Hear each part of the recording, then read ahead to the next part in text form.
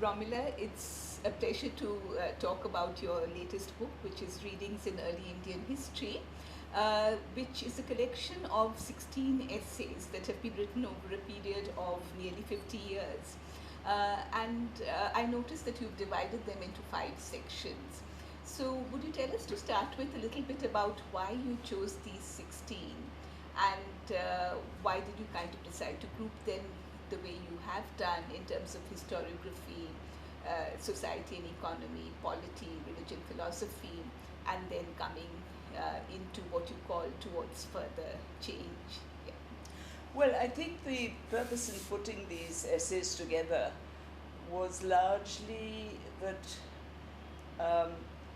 it isn't fully realized how much the study of particularly early Indian history has changed. Mm-hmm. Now, one is talking about a 50-year span, which is a very large length of time.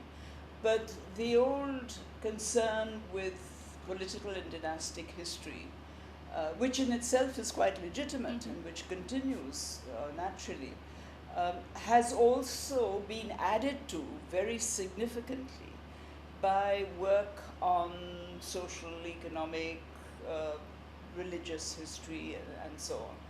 And my intention in collecting these essays was partly to show the change over the last so Mm-hmm. many years, Mm-hmm. almost 50, I think, in this collection. Yes, certainly 50. And partly to show the way in which historical study has broadened out Mm-hmm. to include much more than it did before, Mm-hmm. which means things like new kinds of evidence, new kinds of notions of causality, and Mm-hmm. new kinds of questions. Okay.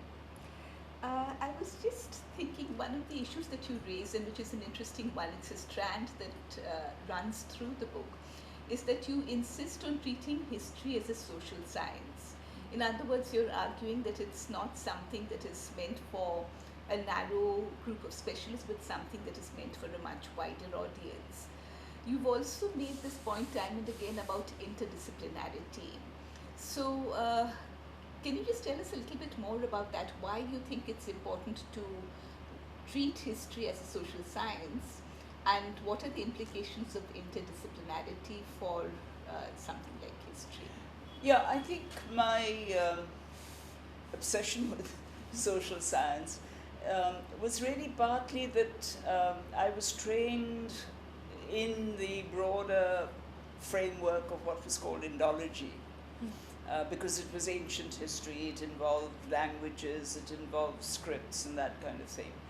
And Indology for me was a slightly static concept. Mm-hmm. It's any aspect of Indian studies that you choose. You can be working on ants in India, you can be working on birds and animals, you could be working on history. It's all Indology.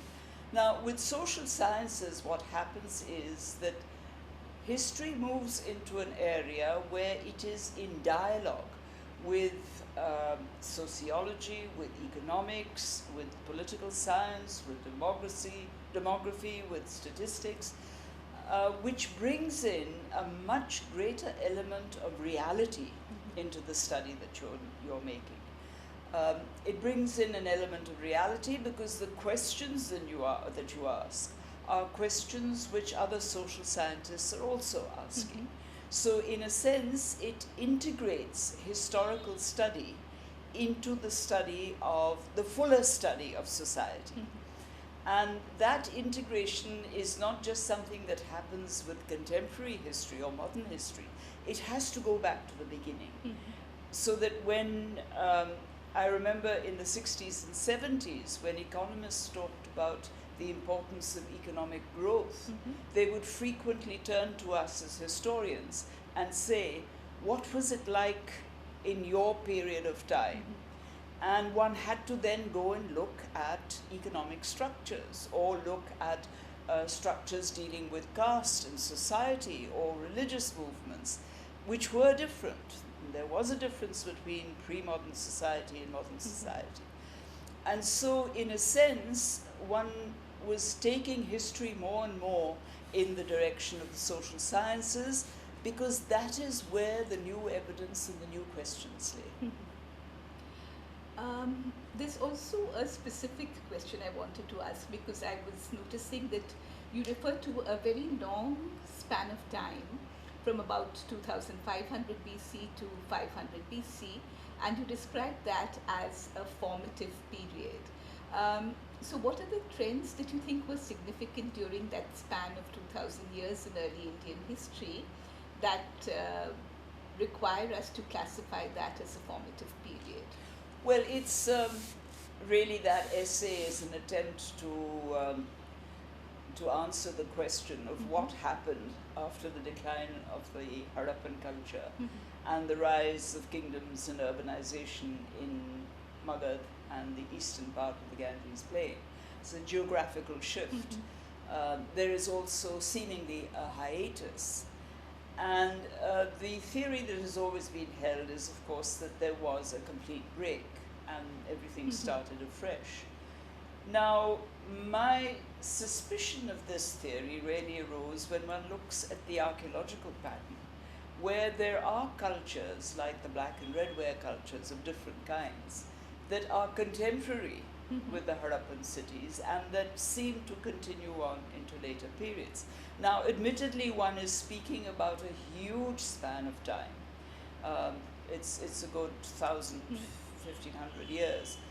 Nevertheless, I think that one can look perhaps a little beyond material culture, where there doesn't seem to have been any continuity, but also look at some notions, ideas, trains of thought, which often do have a continuity. Or at least one needs to ask the question, was there a continuity in certain things? And if there wasn't and there was a discontinuity, what were the reasons for either?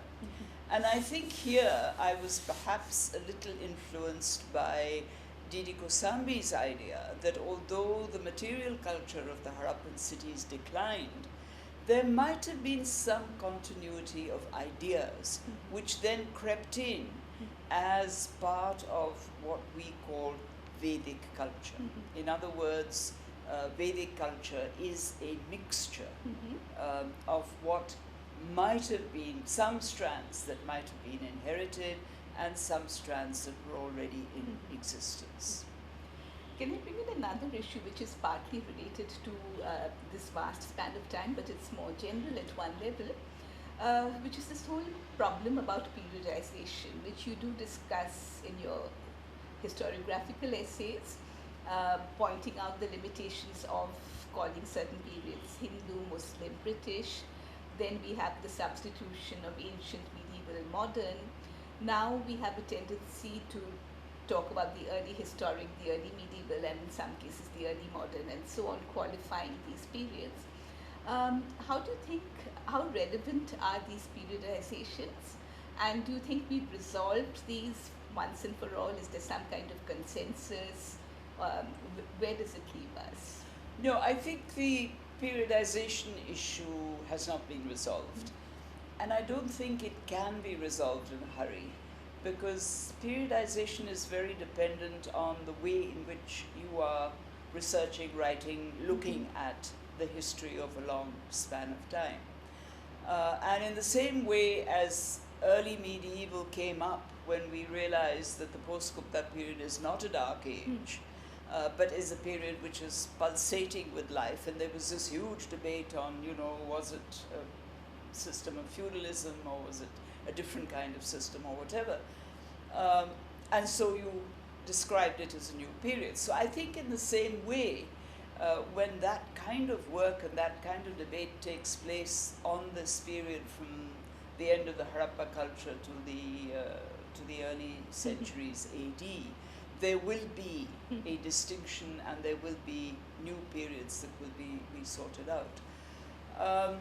Periodization, of course, has its greatest advantage for the drawing up of syllabus, where you can neatly chop the history into chronological brackets. But otherwise, one has to be very careful, because by giving it a label, you're giving it an emphasis. which you may or may not wish to give.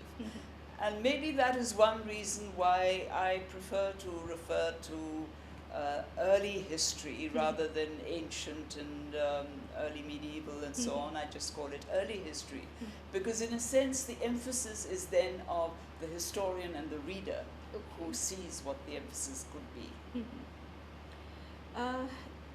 Periodization is one issue, but also, and you've suggested that perhaps we need to look at it and beyond the neat divisions.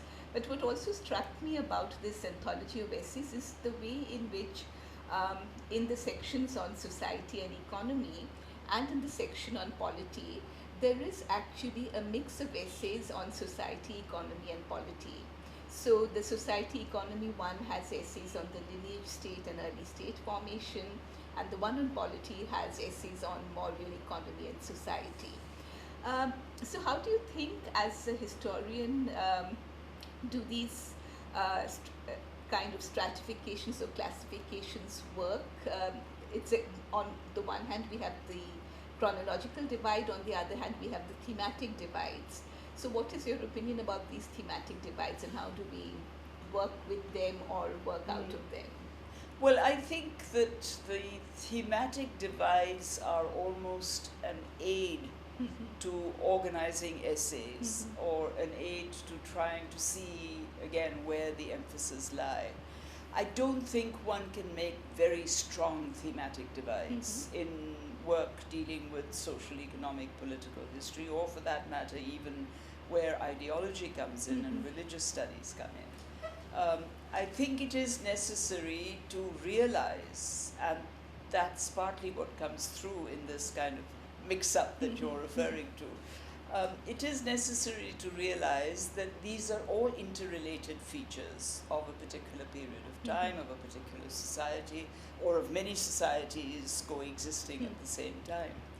So it's not surprising that you have something of political organization coming into the social and economic essays, and similarly something of social organization coming into the political essays. Because I think that really a very sharp thematic distinction is not possible. So I would say that although I have made these distinctions, they're made really much more as a kind of guide to where the emphases lie, rather than sharp divisions. Okay. And why, I mean, in your section on political formations, why is the focus so centrally on the Mauryas? Because you start with the Maurya, your work on the Mauryas in the 1960s, and then there's the essay in 2009. So obviously it's very long and very continuous engagement with the Mauryas. Why do you think the Mauryas are so central in some ways? Well, I think that really goes back to the question of why did I choose to work on the Mauryas for my PhD. And of course, once you do a PhD on a subject, you are so well grounded in it that you can never leave it. You're constantly coming back because that is such familiar ground. But it's also partly for two reasons. One is that it's very, very rich in sources, and the variation of sources is really quite impressive. And I find to this day that if I'm doing an essay on something else, and I need to consult, for example, the Ashokan edicts, that when I reread them, there's always something new that surfaces. And I say, oh, I never thought of this before. See, and that comes up. So there is that. The other thing, of course, is that I think it was historically, a very crucial period. A kind of divide between a certain continuity that came up with urbanization and small kingdoms, the conflict between kingdoms and chiefships, the Ganarajyas and the Rajyas and so on. And then you get this system which is, of course, I now say is not a centralized system, but nevertheless, a system which is different. And subsequent to that, you get a different set of kingdoms emerging. So it is in many ways a kind of historical watershed. And I'm extremely interested in going back to it again and again and seeing it as that. What's interesting is that in your essays on the Mauryas, you engage with the question of Buddhism, but you also distance yourself from the position of Ashoka being Buddhist because you place him in a wider context.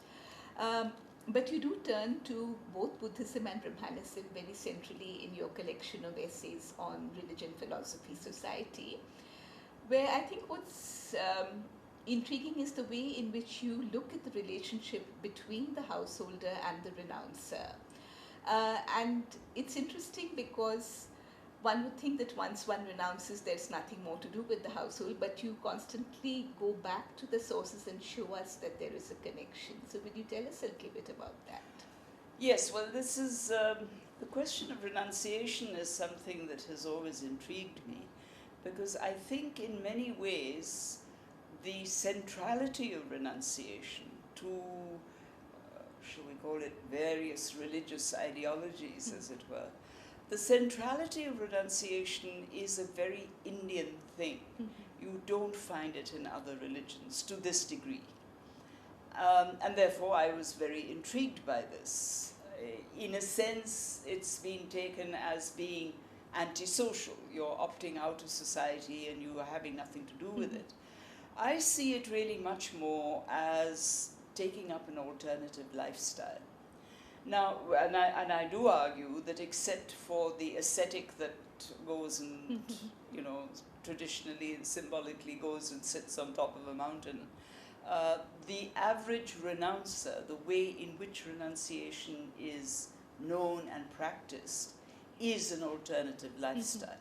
Therefore, it has a connection with the existing lifestyle. It's not completely cut off. And the renouncer then, although it is the opposite of the householder, is dependent on the householder. I mean, the Buddhist Jain case is very, very clear. You get your alms from the householder. You go out and receive charity and gifts and food from the householder. So there is a very innate connection between the two. And what I was interested in was to explore a little bit the fact that you have the one category which is grounded in society, the other category which claims to be not connected, but is in fact very intrinsically connected. The last set of issues I wanted to raise with you, one is you make this, in your discussion on the work of Kosambi and elsewhere, you make this argument about the importance of critical inquiry as something that is absolutely crucial for the historian.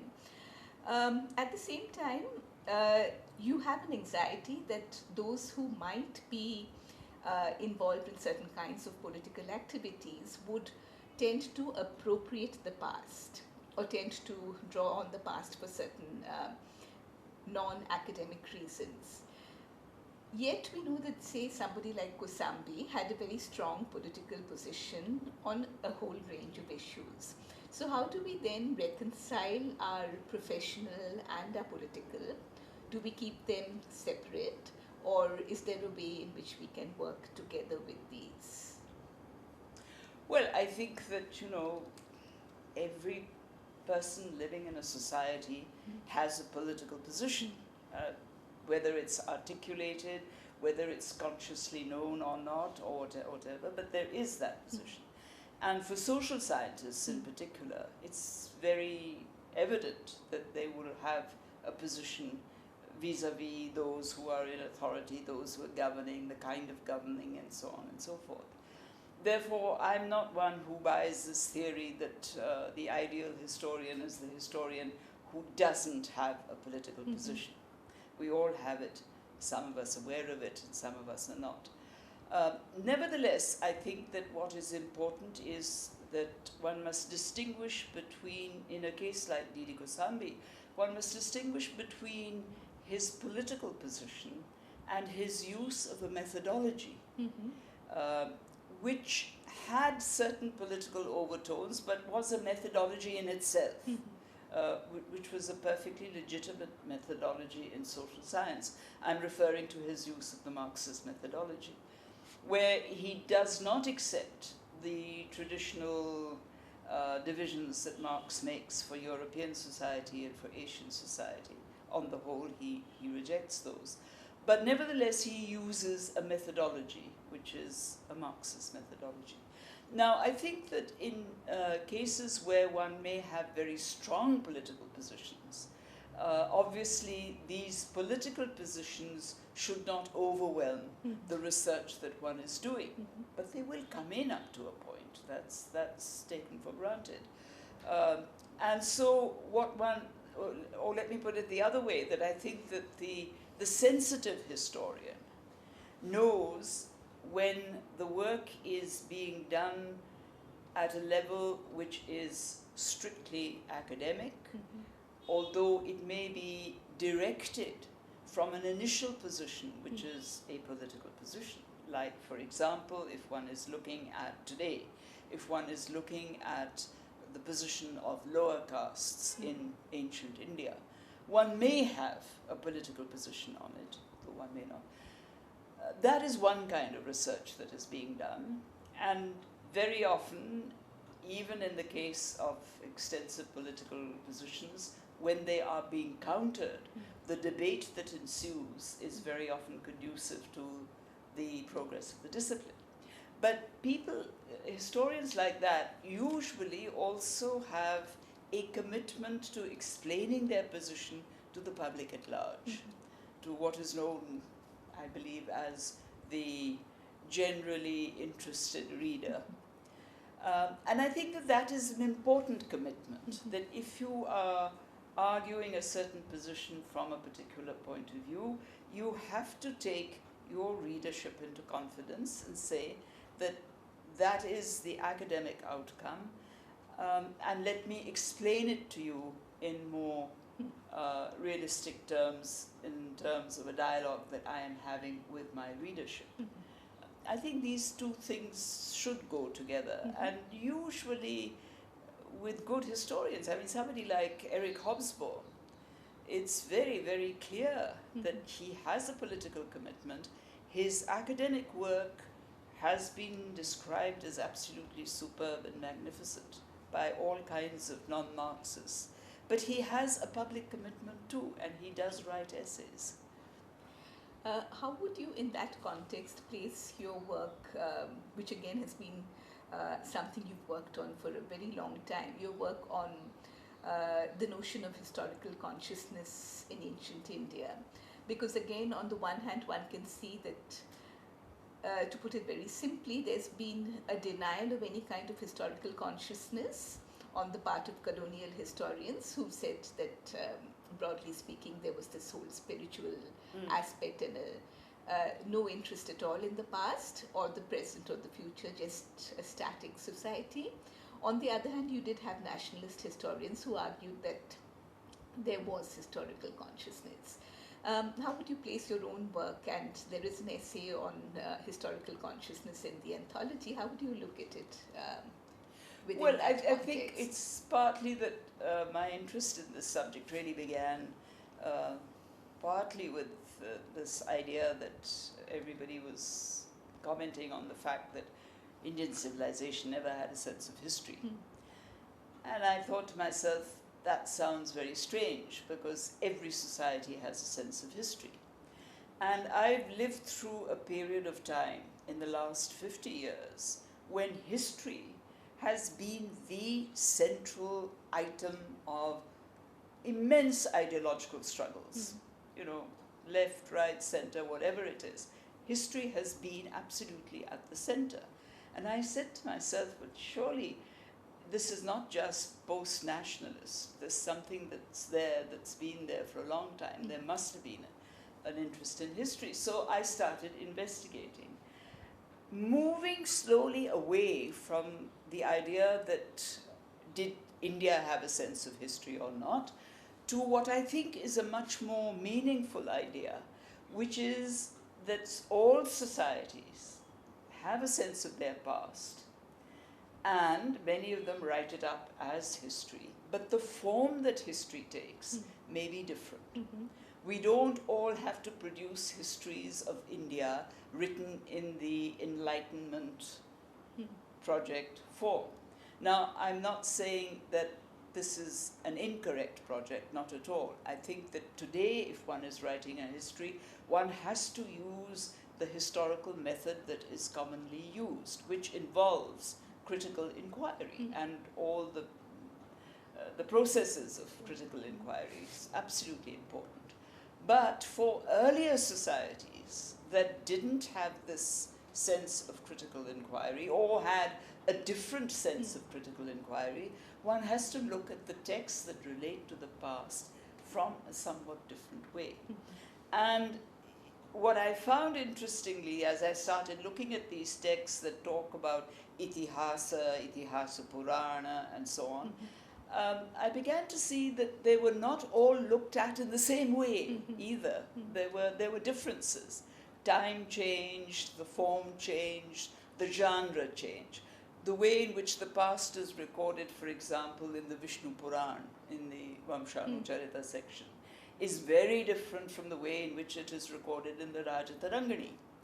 And to me, this is significant in terms of having a historical consciousness. Okay, the last question is, or rather the last bit of the book, which I found very interesting, and I was very happy to see that it's been captioned towards further change. So it gives us something to look forward to.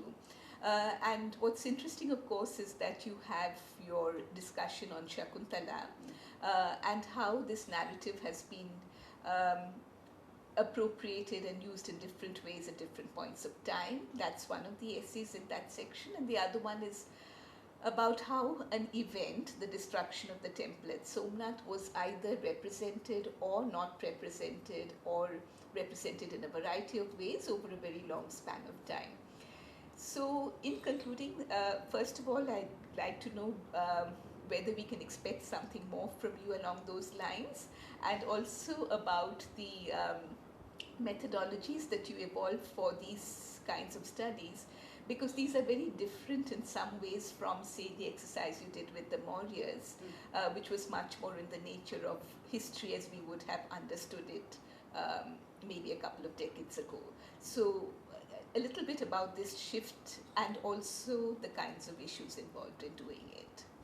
Yes, I think that it is important to recognize the fact that every discipline changes. It's the usual story. How does knowledge advance? Knowledge advances through discussion, through debate, through opposition to existing knowledge. And then through that process, something new comes out. So there are shifts in disciplines, and I think there have been shifts in history, from political dynastic to social economic, now much more to looking at the sort of ideological intellectual superstructures and that kind of things. So my interest in this began really with two questions. One is, of course, the actual discussion for this essay, for the book that finally took shape, began with the question of gender history.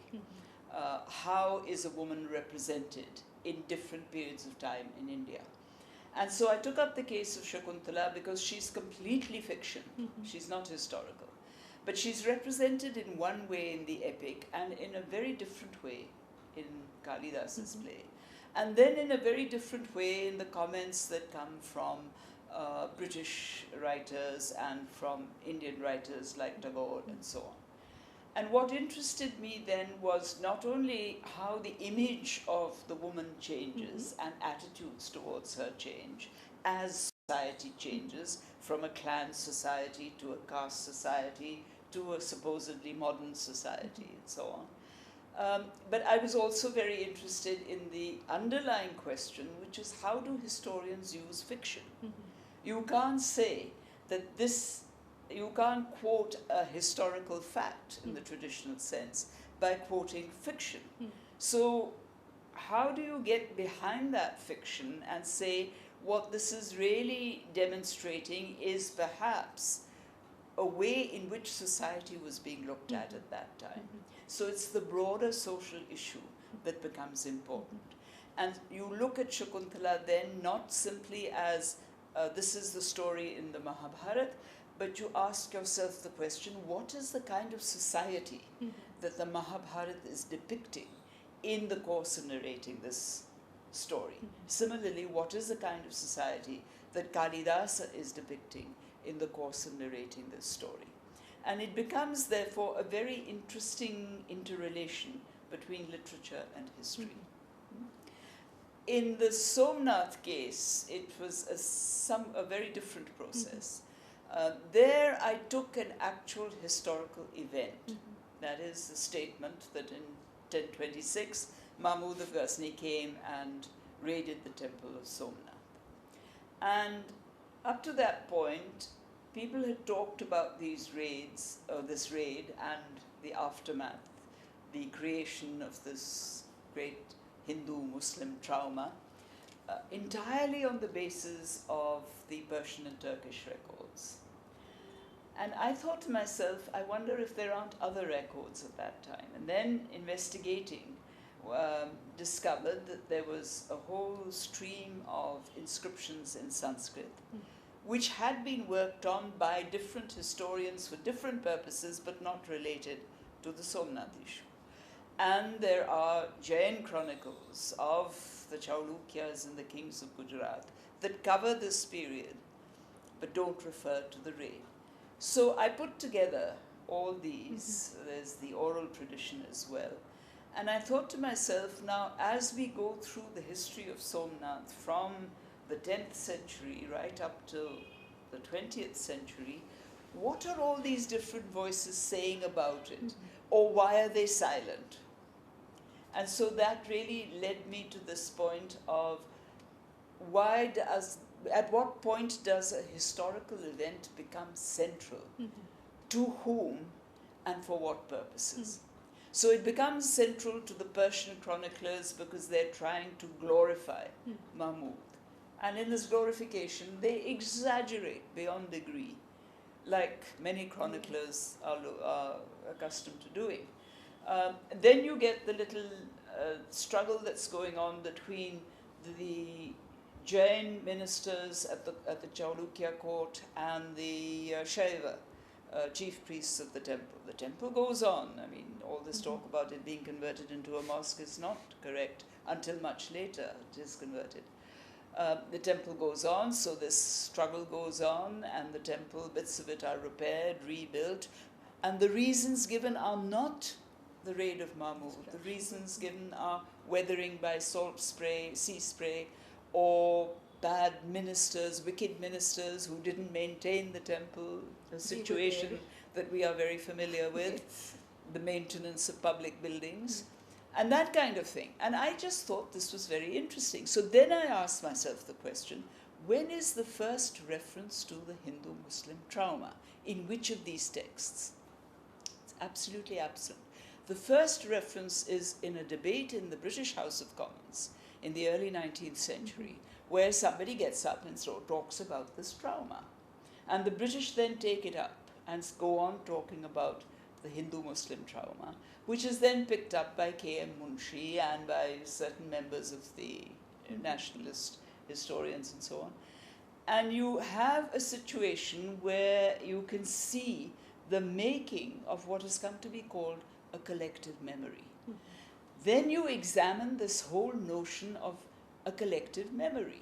Is a collective memory something spontaneous, or is it created at a particular point in time for particular reasons and then carried forward? And I found that it was created in the 19th century and was carried forward. Now, all I've tried to do is to say that historical events, therefore, should not be looked at from just one kind of source. You have to consult all the possible sources of that time and then arrive at what you think happened, did not happen, why it happened, who it happened to, and all the broader aspects of a historical moment. And do you think this is something that can be fruitfully pursued, and would you be doing so in future? Well, I won't be doing so because I think my days of doing research are now slowly coming to an end. But I think it's certainly a way of proceeding with many historical events that can be fruitfully pursued. Yes, I think that we should stop looking at historical events as a single event which concerned only a single person happening in a particular moment of time. I think we have to see it as a kind of articulation of something that affected many people, affected many later generations, was converted into ideological issues, and was used as a kind of historical backdrop to a lot that happened in later periods. Thank you. Okay.